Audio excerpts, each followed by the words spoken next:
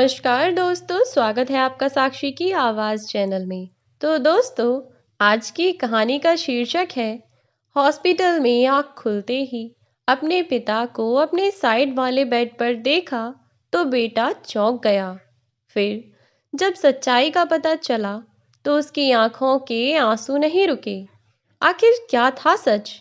आइए जानते हैं आज की कहानी में। अनुराग अस्पताल में लगभग 15 दिन से था। उसकी तबीयत अचानक बहुत खराब हो गई थी। उसके साथ क्या हुआ उसे कुछ याद नहीं। बस उसे इतना पता है कि वह अपने घर पर था और उसे उसके बाद कुछ भी याद नहीं कि उसके साथ क्या हुआ। अनुराग लगभग 3 दिन से बेहोश पड़ा हुआ था। आज जब 3 दिन के बाद उसकी आंखें खुलीं और उसकी नज़र अपने बराबर में पड़े बेड पर पड़ी तो मानो जैसे उसके पैरों तले ज़मीन खिसक गई। वह कुछ समझ ही नहीं पा रहा था कि आखिर बात क्या है। पास में पड़े बेड पर अपने पिताजी को देखकर अनुराग सोच में पड़ गया। उधर पिताजी भी बेहोश से पड़े हुए थे। जब अनुराग को होश आया तो अपने पिताजी को देखने के बाद जब उसने अपनी नज़र अस्पताल के उस कमरे में दौड़ाई तो उसने देखा कि आज उसका सारा परिवार उसके साथ खड़ा हुआ था। अनुराग तो मानो जैसे शर्म की वजह से अपनी नज़रें तक उनसे मिलाने की हिम्मत नहीं कर पा रहा था, क्योंकि उसने किया ही कुछ ऐसा था। जानते हैं इसके पीछे की क्या कहानी है? दरअसल 4 दिन पहले की बात है। रोहित आज सुबह सुबह बालकनी में बैठा हुआ था।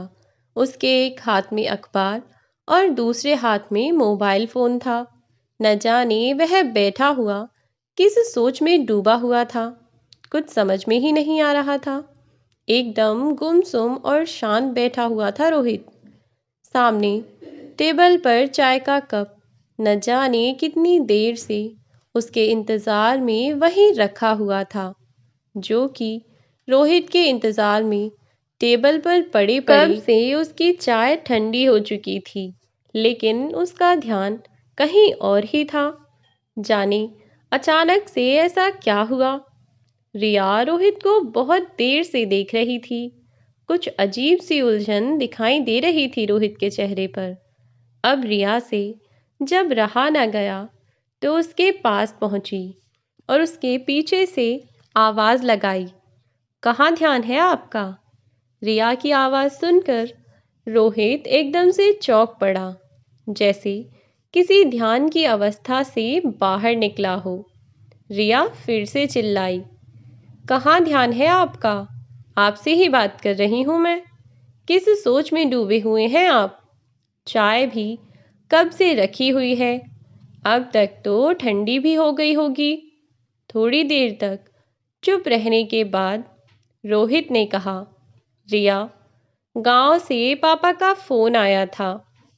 पापा जी का फोन? इतनी सुबह सुबह? सब ठीक तो है ना वहां पर?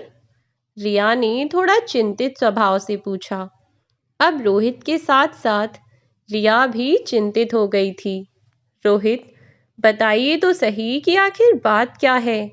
अब मेरा जी घबरा रहा है। कम से कम मुझे भी तो पता चले कि आखिर क्या बात है कि पापा जी ने इतनी सुबह सुबह फ़ोन किया। एक लंबी सी सांस लेते हुए रोहित ने कहा कि पापा दिल्ली जाना चाहते हैं। दिल्ली की टिकट करने के लिए उन्होंने मेरे पास फ़ोन किया था। मुझे टिकट करनी है। दिल्ली? पर दिल्ली क्यों रोहित? इस बार रिया ने संदेहपूर्वक प्रश्न किया। हाँ, कल की ही टिकट करनी है मुझे दिल्ली की। दरअसल पापा अनुराग के पास जाना चाहते हैं। अनुराग के पास? रिया ने एक बार फिर से चौंकते हुए स्वर में रोहित से प्रश्न किया। पापा जी का दिमाग तो खराब नहीं हो गया है? रोहित, आखिर अनुराग के पास वे अब भी क्यों जाना चाहते हैं? वो क्या भूल गए हैं कि अनुराग ने एक समय पर हमारे परिवार और पिताजी के साथ क्या किया था? पिताजी बता रहे थे कि अनुराग की तबीयत ज़्यादा खराब है। वह हॉस्पिटल में एडमिट है। अनुराग की पत्नी का फोन आया था पिताजी के पास कि अनुराग की तबीयत खराब है। अरे, हद हो गई।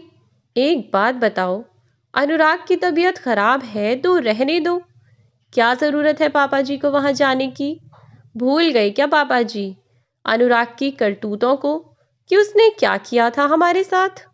पापा जी ऐसे कैसे जाने को तैयार हो गए? रिया रोहित पर झल्लाती हुई बोली। और रोहित पुरानी बातों को सोचे ही जा रहा था कि पुराने समय के बीते हुए क्षण उसकी आंखों के सामने पानी में छोड़ी गई नाव की तरह बहने लगे थे। दरअसल बात उन दिनों की है जब रोहित का परिवार एक आदर्श परिवार हुआ करता था। एक ऐसा परिवार जिसकी चर्चा 4 गांव तक होती थी।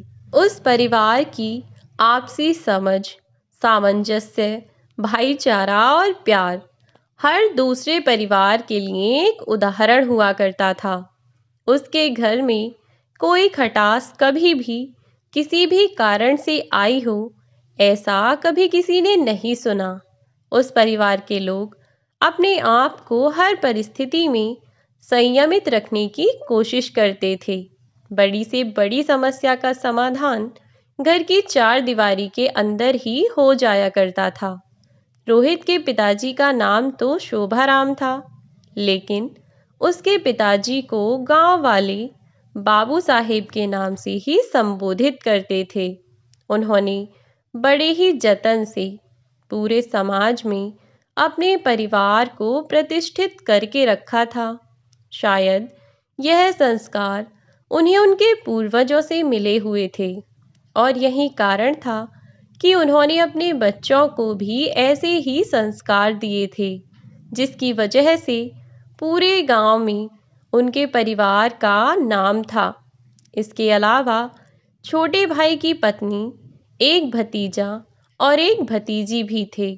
छोटे भाई की अकाल मृत्यु के बाद इन सब की जिम्मेदारी उन्हीं के कंधों पर थी। सभी बच्चे उनकी नज़रों में एक समान थे। उन्होंने सबको पढ़ाया लिखाया। बेटी और भतीजी में कोई फर्क नहीं किया। बेटी से पहले भतीजी का ब्याह अच्छे घर के खानदानी लड़के से किया। लोग बाग उनकी मिसाल देते नहीं थक रहे थे।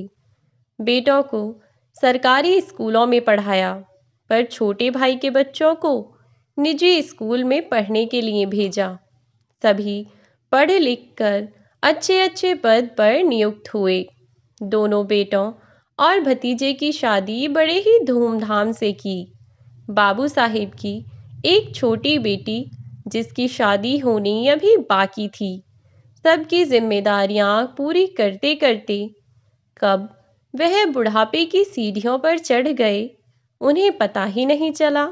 और अब वह रिटायर हो चुके थे।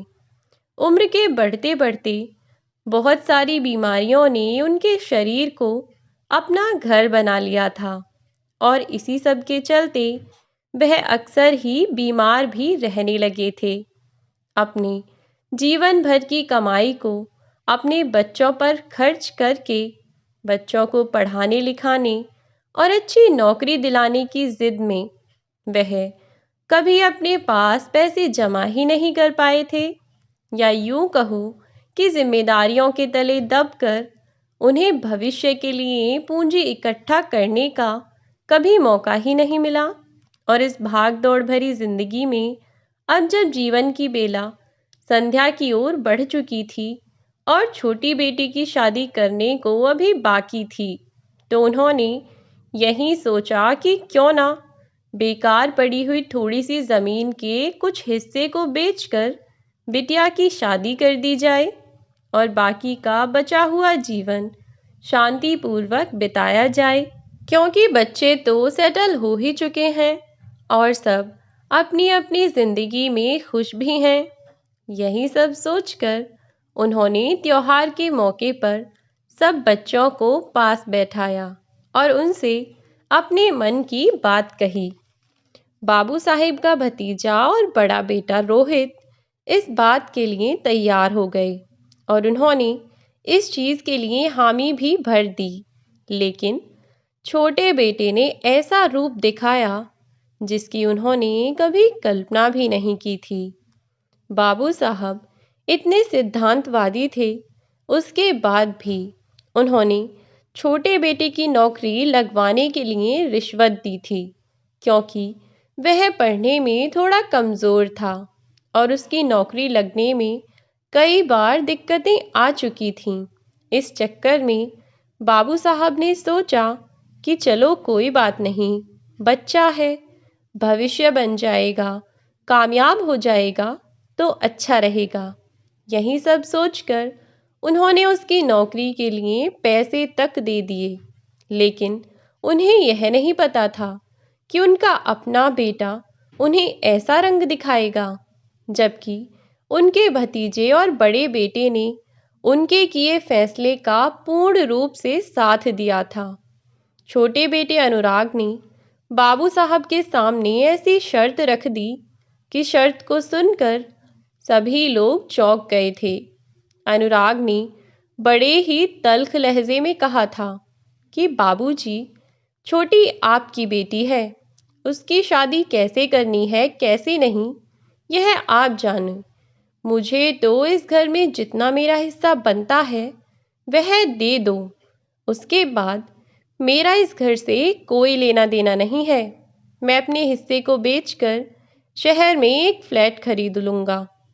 अनुराग की बात सुनकर बाबू साहब के बड़े बेटे रोहित और भतीजे आदित्य ने उसे बहुत समझाने की कोशिश की, लेकिन उसने किसी की बात नहीं सुनी।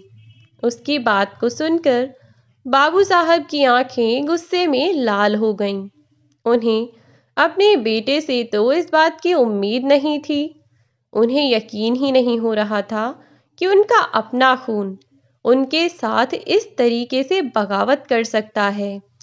जिन संस्कारों की दुहाई पूरा गांव, यहाँ तक कि आसपास के गांव में भी उनके घर की तारीफ होती थी, उनके संस्कारों की तारीफ होती थी, उनके घर के लोगों की मिसाल दी जाती थी। बाबू साहब का जो मान सम्मान पूरे गांव में था, उसकी धज्जियां खुद उनके छोटे बेटे ने, आज उनके छोटे बेटे ने उसके बिल्कुल विपरीत व्यवहार किया, जो व्यवहार को देखकर बाबू साहब मन ही मन बहुत दुखी हुए थे। सभी ने अनुराग को बहुत समझाया, लेकिन अनुराग किसी की भी बात सुनने के लिए तैयार नहीं था। उधर बाबू साहब अपने उसूलों के बहुत पक्के थे। दूसरा, उन्हें अपने मान सम्मान की भी बहुत फिक्र थी, इसीलिए उन्होंने अपने बेटे और भतीजे दोनों के सामने अपनी झोली फैला दी। लेकिन किसी के पास भी इतनी रकम नहीं थी जो अनुराग की हुई डिमांड को पूरा कर सकें, क्योंकि बच्चों की भी अपनी गृहस्थी थी और उनके पास भी कोई जमा पूंजी नहीं थी। इसीलिए रोहित और आदित्य ने अपनी नौकरी पर लोन ले लिया और अपनी माँ के गहने और अपने पास बचे हुए कुछ पैसे आदित्य के पास रखे हुए थे, सब कुछ जोड़कर उन्होंने अनुराग को दे दिया। और बाबू साहब ने उससे कहा, यह ले अनुराग, मेरे पास जो कुछ था आज मैंने तुझे दे दिया है, लेकिन भगवान के लिए इस घर के बंटवारे की बात मत कर। यह हमारे पुरखों की विरासत है और विरासतें बेची नहीं जाती, संजो कर रखी जाती हैं। उसने पिताजी की दी हुई नसीहत पर कोई ध्यान ही नहीं दिया। बस उसने सारे पैसे लिए और नाक सिकोड़ता हुआ वहां से चला गया। और उस दिन के बाद से उसने कभी भी वापस पीछे मुड़कर नहीं देखा। वह शहर चला गया, अपनी पत्नी को अपने साथ लेकर। घर से तो जैसे उसने वास्ता ही खत्म कर दिया था। घर में किसी को कुछ नहीं पता था कि वह कहाँ है कहाँ नहीं। तो फिर आज इतने सालों बाद उसकी पत्नी को घर की याद कैसे आ गई, बाबूजी की याद कैसे आ गई? जब से अनुराग शहर गया, उसने परिवार के किसी के भी बारे में नहीं सोचा। वह सही है, पर उसने कभी माँ के बारे में भी नहीं पूछा कि माँ कैसी हैं, जबकि माँ को उसकी हमेशा ही याद सताती रहती। वह हमेशा ही रोती रहती। हालांकि गांव में बाहर किसी को पता तो नहीं चला कि हमारे घर में क्या हुआ है, लेकिन फिर भी पिताजी इसी सब सोच में डूबे रहते कि बाहर लोग क्या कहेंगे, और इस तरीके से उन्होंने भी चुप रहना शुरू कर दिया था। वह ज्यादा अब पहले की तरह किसी से बात नहीं करते, ना बोलते थे, अंदर ही अंदर घुट रहे थे। और इसी कारण से उन्होंने भी बिस्तर पकड़ लिया। उधर माँ भी बीमार रहने लगी थी। छोटी बहन पढ़ने में होशियार थी। पैसों का बजट नहीं रहा तो उसकी शादी भी नहीं हुई। उसकी पढ़ने में रुचि थी। वह कंपटीशन की तैयारी करने लगी और उसकी मेहनत आखिरकार रंग लाई। आज वह बैंक में पीओ के पद पर तैनात है और रिश्तों की लाइन लगी हुई है। बस उसके एक हाँ करने की देर है। इसी सब सोच में डूबा हुआ था रोहित। उधर रिया भी इन सब चीज़ों को सोचकर बहुत झल्ला रही थी कि दोबारा से फोन की घंटी बजी। दोबारा से पिताजी का फोन था। हड़बड़ाकर जैसे अपनों की यादों के समुद्र से बाहर तैरकर निकला हो रोहित। उसने फोन को हाथ में पकड़ते हुए फोन उठाते हुए रोहित बोला, जी पिताजी कहिए। उधर से बाबू साहब ने कुछ कहा कि रोहित ने कहा, ठीक है पिताजी, जैसे आप कहें, कहकर फोन रख दिया। उधर रिया ने भी फिर से रोहित से इशारे में पूछा कि क्या कह रहे हैं पिताजी। तब रोहित ने जवाब दिया कि मुझे भी साथ चलने को कह रहे हैं। तब रिया भड़क गई और बोली, मना कर दीजिए पिताजी से, बिल्कुल कहीं जाने की जरूरत नहीं है। ना पिताजी जाएं और ना ही आप जाएं। और अगर फिर भी नहीं मानते हैं तो उन्हें जाना है तो चले जाएं, लेकिन आप कहीं नहीं जाएंगे। साफ साफ मना कर दीजिए। पुराना समय कोई नहीं भूले हैं हम। क्या आप भूल गए कि उस लड़के ने क्या करतूत की थी, जिसकी वजह से माँ पिताजी का यह हाल है। रिया, तुम अच्छे से जानती हो ना कि मेरे संस्कार ऐसे नहीं हैं कि पिताजी ने कहा और मैं मना कर दूं। अब उन्होंने कहा है तो जाना ही पड़ेगा। रिया मुंह सिकोड़ती हुई वहां से चली गई। अगले दिन रोहित ने अपने ऑफिस से छुट्टी ली और गाड़ी लेकर अपने पिताजी के साथ वह दिल्ली पहुंच गया। अनुराग की पत्नी से फोन पर बात की तो उसने अस्पताल का पता बताया और फिर रोहित बाबू साहब के साथ अस्पताल में पहुंचा। वहां जाकर देखा तो अनुराग की पत्नी फूट फूट कर बाबू साहब को देखते ही रोने लगी। बाबू साहब ने उसे चुप कराते हुए कहा, चुप हो जाओ बेटा, जब तक मैं जिंदा हूं तुम्हें बिल्कुल भी फिक्र करने की ज़रूरत नहीं है। और फिर इस दुख की घड़ी में तुम अकेली थोड़े ही ना हो, पूरा परिवार तुम्हारे साथ है। उधर अनुराग की पत्नी अनुराग और अपने किए की माफ़ी बार बार अपने ससुर से मांगे जा रही थी। जिस घर को, परिवार को चंद पैसों के लिए उन दोनों ने त्याग दिया था, आज मुसीबत के समय वही बाबू साहब और उनका परिवार, या यूं कहो कि अनुराग का ही परिवार, जिसको उसने खुद अपनी मर्जी से छोड़ दिया था, इस मुसीबत के समय में आज उसके साथ खड़ा हुआ था। अपनी बहू को चुप कराने के बाद बाबू साहब डॉक्टर से मिलने पहुंचे। जब डॉक्टर से पूछा गया कि अनुराग को क्या हुआ है तो पता चला कि अनुराग की दोनों ही किडनियां खराब हो चुकी हैं, जिसकी वजह से उसको यह तकलीफ हो रही है। डॉक्टर ने बहुत ट्राई किया है, लेकिन कहीं से भी किडनी का इंतज़ाम नहीं हो सका।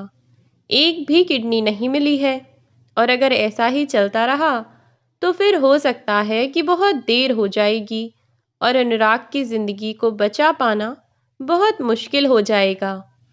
डॉक्टर की यह बात सुनकर बाबू साहब बहुत घबरा गए, क्योंकि आखिर एक पिता तो पिता ही होता है ना। औलाद चाहे कितनी भी निकम्मी निकले, लेकिन माँ बाप उनका कभी भी बुरा नहीं सोचते हैं। वहीं आज बाबू साहब ने किया। पूरे परिवार के टेस्ट करवाए गए।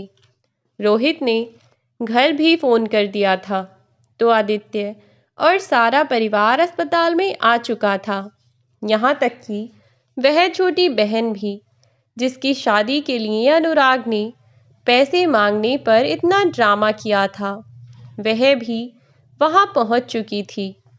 परिवार का हर एक सदस्य आज अनुराग को किडनी देने के लिए तैयार था। टेस्ट करवाए गए और बाबू साहब की ही किडनी अनुराग से मैच हुई। किडनी का ट्रांसप्लांट किया गया और बाबू साहब ने अपनी एक किडनी अनुराग को दे दी। और ऑपरेशन के बाद आज चौथा दिन था कि अनुराग को होश आया था। होश आने के बाद जब उसने बाबू साहब को साइड वाले बेड पर लेटे देखा, तो वह कुछ समझ ही नहीं पा रहा था। लेकिन जब उसने चारों तरफ नजर दौड़ाई और अपने पूरे परिवार को वहां खड़ा देखा, तो उसे कुछ हद तक समझ में आ रहा था। लेकिन फिर उसे लगा कि आखिर ऐसा कैसे हो सकता है, जब उसने अपने परिवार के साथ इतना बुरा किया, और ख़ास तौर पर अपने उन पिता के साथ जिन्होंने अपना पूरा जीवन अपनी मान मर्यादा को बचाते हुए अपने बच्चों को खुशियां देने में गुजार दिया। ऐसे पिता के साथ उसने जितना बुरा व्यवहार किया था, उसकी उम्मीद बाबू साहेब को अपनी औलाद से कतई नहीं थी। लेकिन फिर भी उनके बेटे ने किया तो वही जिसके बारे में उन्होंने कभी सोचा भी नहीं था।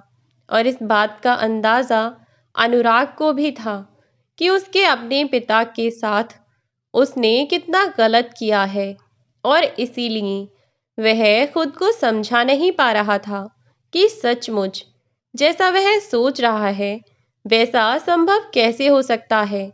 जब उसने अपने माता पिता के साथ इतना बुरा किया, तो वह उसके लिए इतना सब क्यों करेंगे। लेकिन उसके परिवार का उसकी इतनी बुरी स्थिति में यूं साथ खड़े होना इसी बात का सबूत था। और ख़ास तौर पर उसके पिता, जो कि उसके बगल वाले बेड पर बेहोशी की हालत में पड़े हुए थे।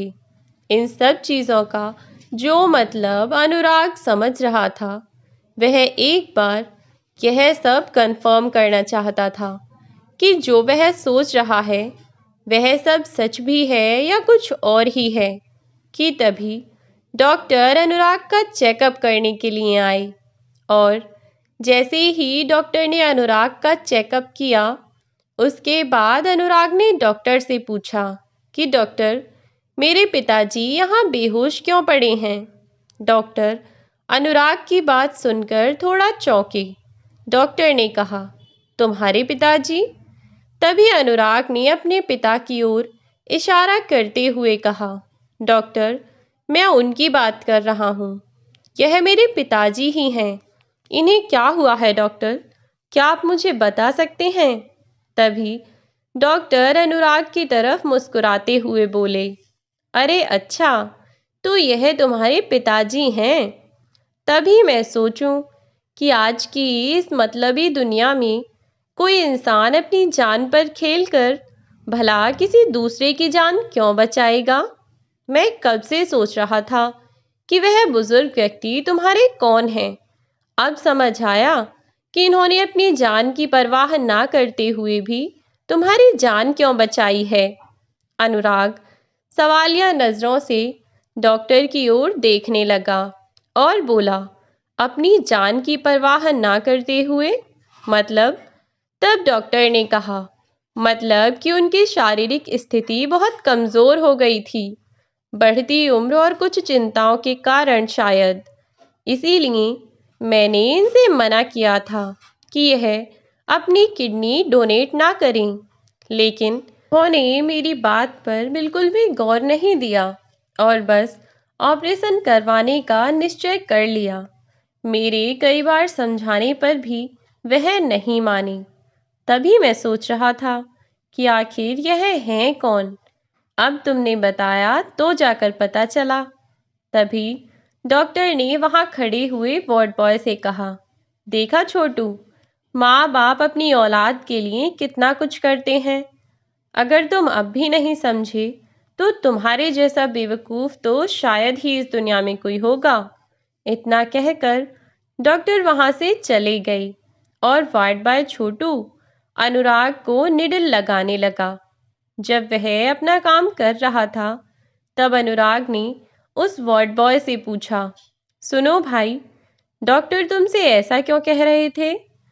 पहली बार तो उस वार्ड बॉय ने अनुराग की बात को टालने की कोशिश की, लेकिन फिर अनुराग ने जब दोबारा पूछना चाहा तो उस वार्ड बॉय ने बताया।